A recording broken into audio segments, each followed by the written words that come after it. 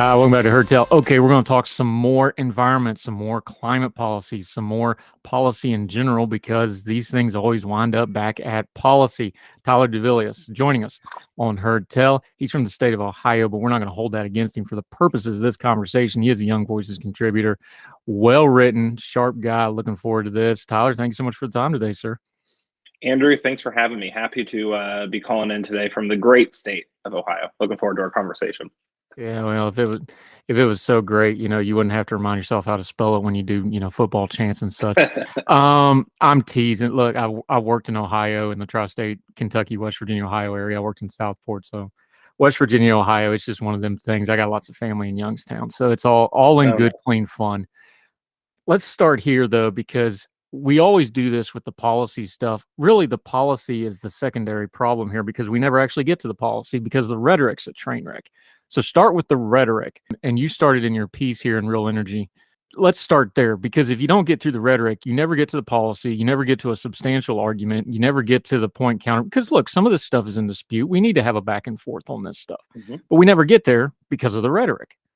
Absolutely. A recent poll from Pew Research Center found that Americans are relatively evenly divided. It's 49-47 when asked if President Biden and Democrat, if their policies are moving us in the right direction when it comes to climate solutions. And you hit on something there that what we hear from the left far too often are rhetoric, not solutions. What they want to do is to use this issue, particularly in a time like now, as we're a couple weeks out from midterm elections, to really divide the country, for there to be a right side and a wrong side.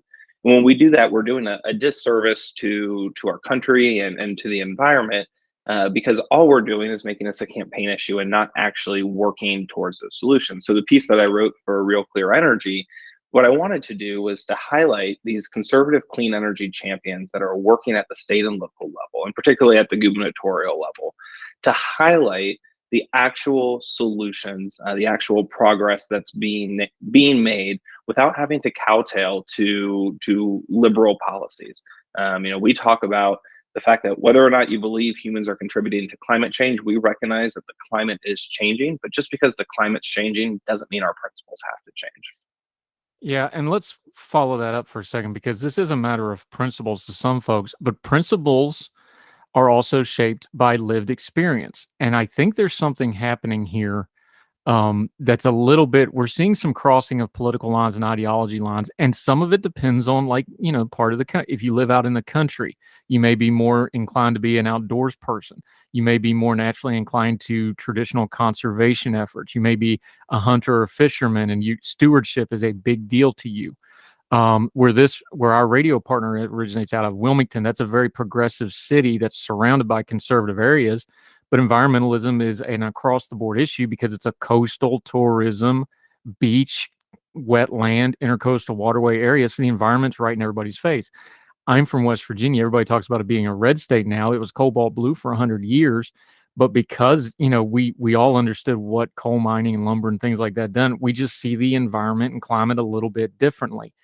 I think that's part of this conversation we don't have enough of before we get to the policy is like, look, the city folks, and let's call it elite, although I'm sick of that term because it doesn't really mean anything. I'm like, sure, the city folks and the academics and the politicians, they talk over everybody's heads some. You really need to tailor this to what part of the areas you're talking to, because you can get some common ground if you tailor this conversation to where people are living at right now today, right? Absolutely. And that's one of the reasons that, when it comes to energy policies, really when it comes to most policies across the board, we don't need top-down federal government mandates. What we need are local solutions. You hit the nail on the head. I come from a Midwest farming family. We recognize the need to conserve our land, to be protectors of our land. We don't have to change the conversation too much, but we go and we talk about our friends down in Florida who are still suffering from the aftermath of Hurricane Ian. They see changes to ocean levels. They see changes to weather patterns. And so when we have those different experiences, what can happen is we can take Governor DeSantis from Florida and take some of his climate resiliency policies that he's working on at the state level and marry those with the clean energy innovative solutions that Governor Holcomb from Indiana are working on. And all of a sudden, out of that, we have a solution-based platform that is again driven in those experiences that you were talking about, and not just scientific journals from the academic elites, if you will. Yeah, Tyler Duvelius. See, I told you I'd mess it up. We practice it and everything. Tyler Duvelius joining us. Um, let's talk about some of those top-down folks, though. Of course, President Biden is the president, so we're going to get more environmental stuff. We know what he said during the buildup. He, of course, he made John Kerry the climate czar, which, let's just be blunt, if you could pick a worse caricature for that job that isn't going to reach out and gain hearts and minds, that was probably not the best pick for that. However, government does have a role here. We understand what unfettered industry does. We understand that there needs to be environmental protections on the federal level. Where's the breakdown, though? Give me a ratio. Give me a line. I know it's going to be a little subjective, though. Where's good government stepping in? Like, we don't want to just, strip forest. And, I'm from the land of strip mining. It's Sure. an ugly scar on the ground. Nobody's disputing that. But there also needs to be a balance here. And of course, when it's the federal government, everything's a nail and all they got's a hammer. That kind of applies. Give us a good ratio, though, where good government starts and stops, and where practical policies start and stops, and where folks being able to live and companies being able to function start and stops. Sure. For me, as a conservative, the line for all of that is crossed at the moment government regulation, the moment government mandates starts prohibiting innovation and starts prohibiting the free market. I think a great example of that is last year, my organization, the Conservative Energy Network, sponsored a tour of the critical mineral mine, Rio Tinto, the Kennecott mine out in Salt Lake City. We had state legislators from around the country who were on this tour with us. And as we're touring this mine, we're seeing those critical minerals that are so important, not only to the energy industry, but really to every industry, to everything that we touch in our daily lives, the computers that we're talking through, to our cell phones, across the board. And at the end of the tour, one of the government affairs people from Rio Tinto tells the legislators that they're wanting to expand this mining project. And they've been good stewards of the land in Utah. And they've been in the community for over 100 years. But for them to expand that project, it is going to cost them twice as much and take twice as long as it would be for them to invest in a similar project in Australia or Canada. Now, make all the jokes you want about Canada, but it's not a third world country. So if you're the CEO of Rio Tinto, a large multinational enterprise, Andrew, where are you going to invest your money? Is it going to be in the project that takes twice as long and twice as much to start to see a return on your investment, or a place where you can do that in half the time and with half the cost? And for us, that's I think a perfect illustration of the lens that all right, the government should put reasonable regulations to ensure that we're not destroying the environment, to ensure the safety of everyone. But the moment that those become so onerous that they're preventing future development that's made here in America, that's where it starts to become a real issue.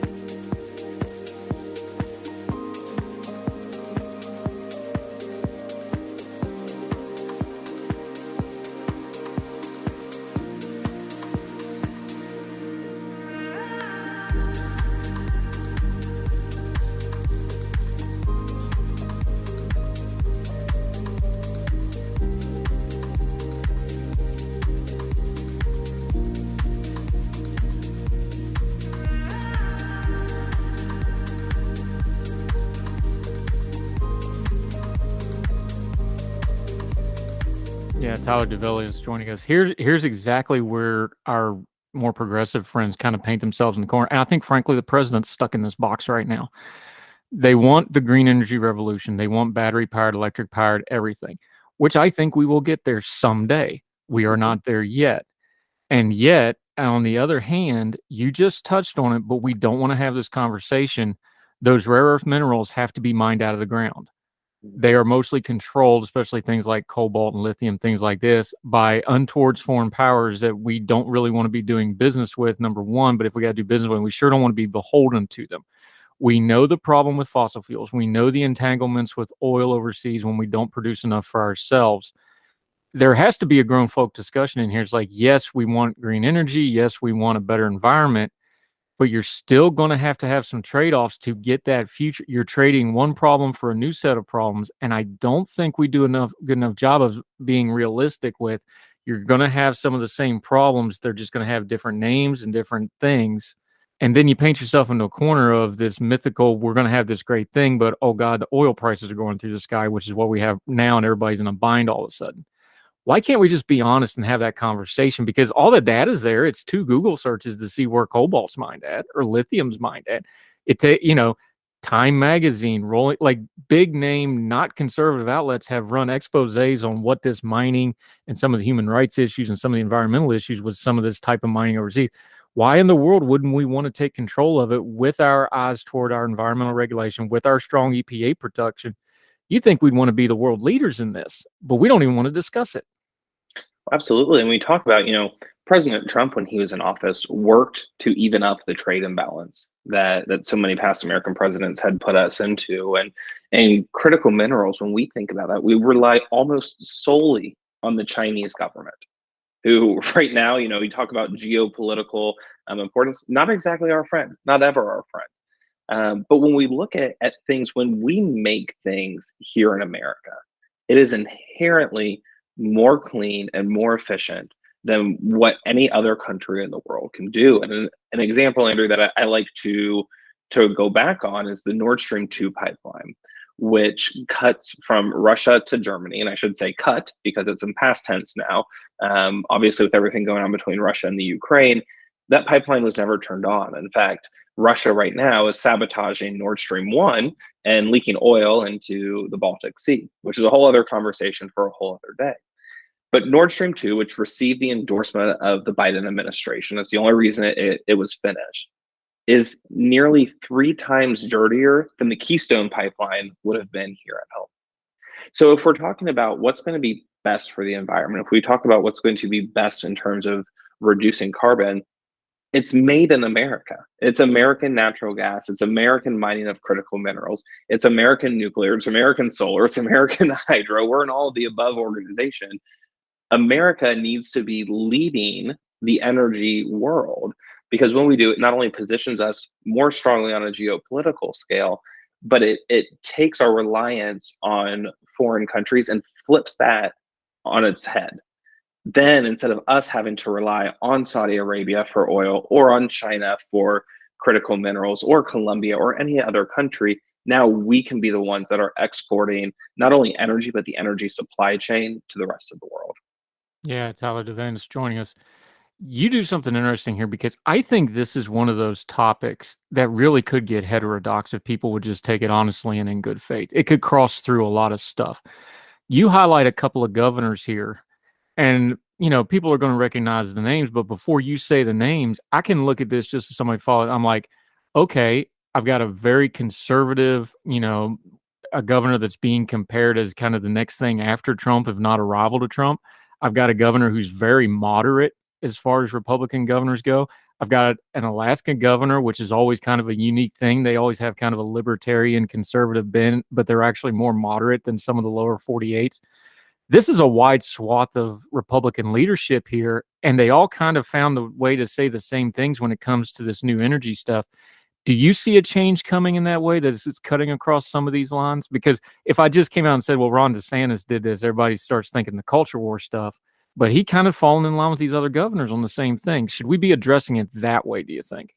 I do. And if you notice, the governors you mentioned, and I'll quickly run through the list. Governor DeSantis in Florida, working on hardening infrastructure in the state of Florida to combat some of the effects of a changing climate, to work on that climate resiliency aspect. Governor Holcomb in Indiana, the Indiana legislature, which is super majority Republican, they passed nearly a dozen clean energy bills. They touched on everything from electric vehicles to solar to nuclear. They're basically saying, and again, super majority in Indiana, they're basically saying, hey, if this is where the economy is going, if it's where the free market is moving towards, we want to be a part of it.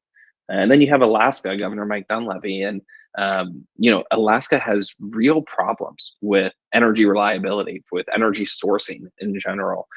But what they're wanting to do is to prioritize their energy reliability, to prioritize their energy independence, and they're going to lead through clean and renewable energy technologies in order to achieve that. And so I think what you see is each of these governors, and all three of them are Republicans, that kind of encapsulate something that even just hit the news just last week, and that was Governor Youngkin in Virginia. Of course, we all know Glenn Youngkin started beginning the conservative revolution that we should hopefully be seeing at the ballot box here in a few weeks. But he released a state energy plan that prioritizes an all of the above approach. And for too long, we've let all of the above fall into that political rhetoric that we talked about at the top of the conversation here. But all of the above means just that. It means that we prioritize forms of energy, including natural gas, that are going to ensure reliability, that we look at existing technologies like wind and solar and hydro, but then we also innovate and we move that free market to a more efficient path. And if we're being honest, that's small modular nuclear. And so I think what we're seeing here is governors responding to the needs of the day, to the needs of their state. And they're doing that in a way that isn't going to rely on artificial mandates and subsidies and deadlines, but in a way that it's going to be able to be supported by the free market, not just in this moment, but for years to come. Yeah, Tyler Duvelius joining us. When you look at something like Alaska, which is of course resource rich, we all know about the North Slope and the resources of Alaska. They're pushing for renewable energy. Places like West Virginia, traditional coal country, they're starting to really push renewable energy. A lot of battery powered companies moving into that area. When you see Youngstown, Ohio, the old GM plant is now an electric vehicle factory. Mm-hmm.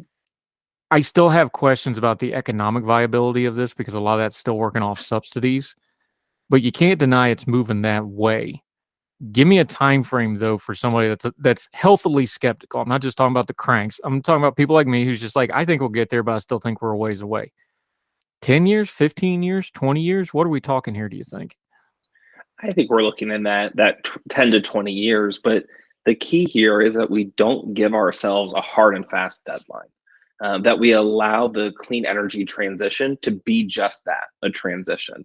One of my favorite kind of side-by-side pictures that I've seen is a picture of Times Square in 1901. And it was, or early 1900s, I should say. And there are horse and buggies everywhere, and there's one car in Times Square. You fast forward, Times Square, same vantage point, 1920. There are cars everywhere. There's one or two horse and buggies across Times Square in New York City.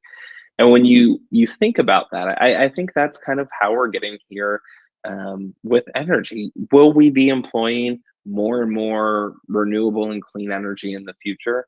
I believe so. I think that battery technology has a way to go before it can capture all of those. Because sometimes, let's be honest, the wind doesn't blow and the sun doesn't shine, and we need batteries to capture the excess energy that's produced during those times. But I also think that as we look at when subsidies sunset, that's going to be a big indicator to is this industry able to survive on its own? And I do think that it will. There are a lot of studies out that show that it can be competitive without subsidies, and let's let the free market dictate where we need to go in the future.